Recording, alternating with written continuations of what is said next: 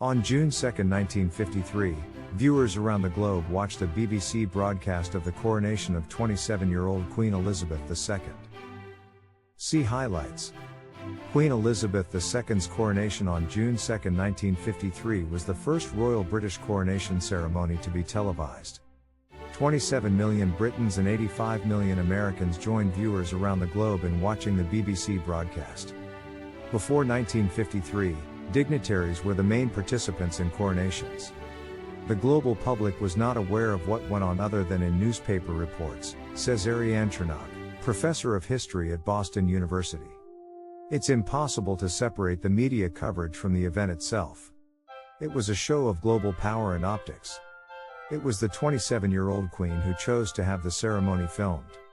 In a speech given that evening, Elizabeth said, "The ceremonies you have seen today are ancient, and some of their origins are veiled in the mists of the past.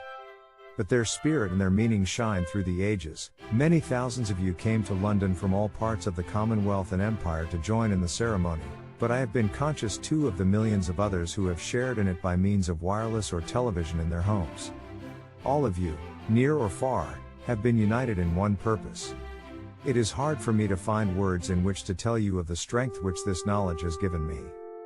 Queen Elizabeth II inherited the throne from her father, George VI, upon his death on February 6, 1953. While she had been queen in name since February, it was the June 1953 coronation ceremony that marked her formal ascension to the throne, and kicked off the media's obsession with the monarch that would last throughout her record-breaking 70-year reign.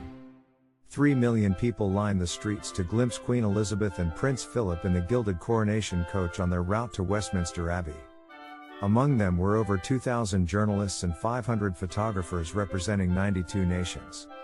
The Gold State coach was designed in 1762 and at 4 tons, required 8 horses to pull. The Queen herself had some choice words to share about the long carriage ride.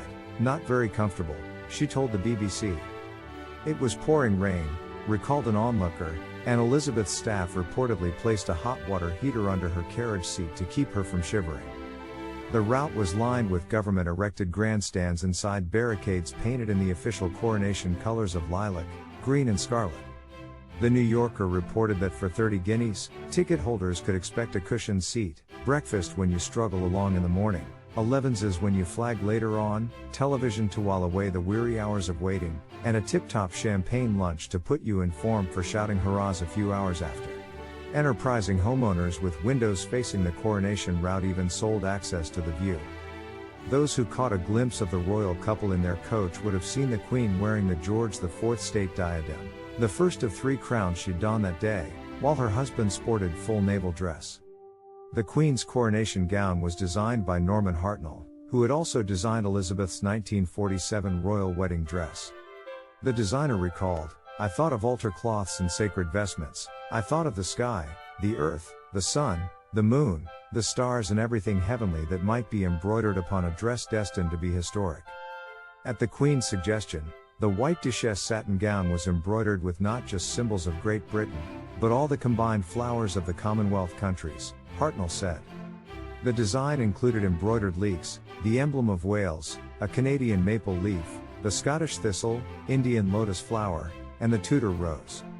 The Queen also requested they be embroidered in color instead of white, breaking with centuries of tradition.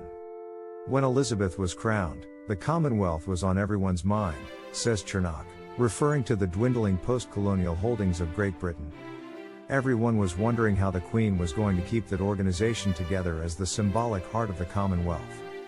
Her purple velvet coronation robe was 14 feet long and held up by 6 maids of honor instead of pages, a nod to Queen Victoria's 1838 coronation. Prince Charles, aged 4 at the time, was the first child of a monarch to witness a parent's coronation ceremony. His 2-year-old sister Anne was deemed too young to attend the nearly 3-hour-long ceremony. The 8,251 invitees inside Westminster Abbey were each allotted 18.5 inches of space, a tight fit with velvet robes, ermine, swords, epaulets, and whatnot, the New Yorker quipped at the time. During the crowning ceremony, the Archbishop of Canterbury placed St. Edward's crown on the Queen's head.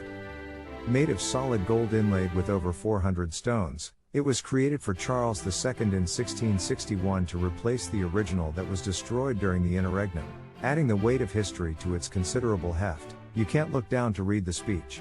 Because if you did, your neck would break and the crown, would fall off, Queen Elizabeth told the BBC in a retrospective about her coronation. So, there are some disadvantages to crowns, but otherwise they are quite important things. During the homage, senior bishops, princes, and senior peers swore their allegiance to their new queen. After the Archbishop of Canterbury, Prince Philip the Duke of Edinburgh was second in line to kneel before his wife and swear allegiance to her. Their marriage would go on to last 73 years and produced 4 children, Princess Anne, Prince Andrew, Prince Edward, and future monarch King Charles III. Elizabeth once said, "I have to be seen to be believed." Her early grasp of the power of television to convey the monarch's power set the stage for the royal family's close, and often fraught, relationship with the media.